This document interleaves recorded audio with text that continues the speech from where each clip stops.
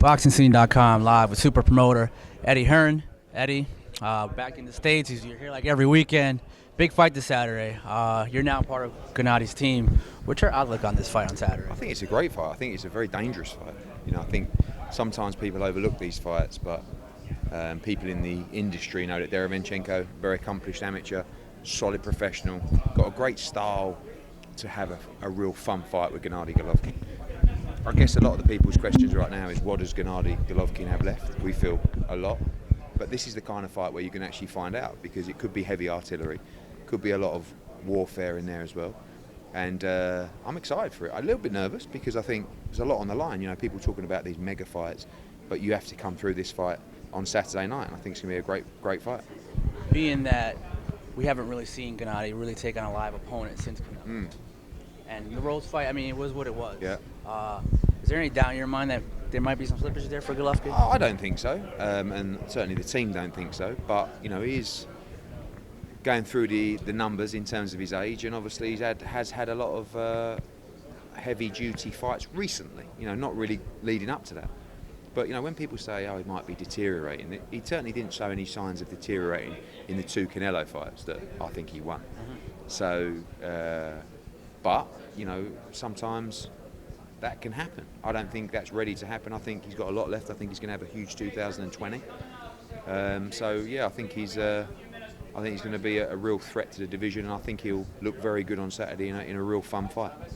In terms of what the outlook is for Triple G after this, Canelo stated that he doesn't want the fight. Obviously, he has a big fight of his own in November. You working closely with Dazn, with both winning, does the pressure amount from Dazn to actually make that fight happen? Yeah, I think that really the pressure has to come from the broadcasters, but the fans as well. The way you do that is by putting in a great performance. Do you know what I mean? Like if he wins on Saturday but doesn't look great, then are the fans, are the networks going to push that fight as hard? Best way to call someone out is to look devastating and let the fans be your voice and say, we want number 3. Let's be honest, number 1 and number 2, probably two of the top fights in recent times, and we know number 3 is going to be a great fight as well. So, but you have to respect Canelo in terms of his opposition, Danny Jacobs and Kovalev in 2019. It's a good year. For sure. But next year, who's it going to be? Is it going to be Golovkin? Is it going to be Demetrius Andrade? Is it going to be Billy Joe Saunders? Is it going to be Callum Smith? They're all there, and they're all part of DAZN, and we have to make the most of the monopoly, if you like, that DAZN have at 160 and most of the 168. PBC have it at 147. They're doing a great job matching all their guys. We've got to do the same thing. And obviously the plan was always Canelo, Golovkin 3. I'm sure Gennady will keep his side of the bargain, and hopefully they do as well. What are your thoughts that you actually there was a Boxing Scene article about you trying to push Callum Smith and David Benavidez. What was your thought about him last Saturday? Possibly being that fight. Yeah, I rate David Benavidez. I love the Callum Smith fight. Two really big 168 pounders.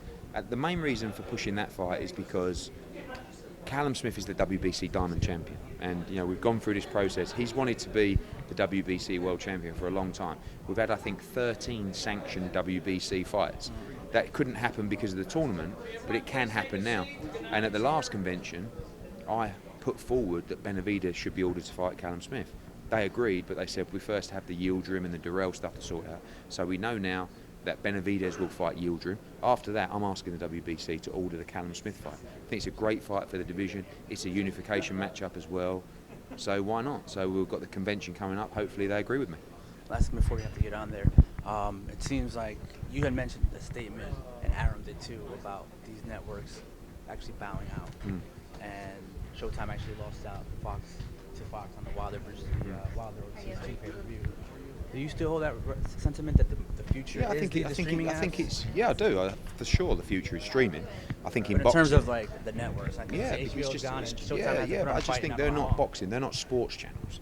I think sometimes you look at the cost of boxing versus the subscriber acquisition or even the viewing numbers, and people like HBO might say we could spend that money on an entertainment series. And the same with Showtime. And I think boxing's got so out of control in that respect in the short term that those people might duck out. And they might turn around and say, actually, we're gonna leave boxing and we're gonna do another Game of Thrones. Thanks, Eddie.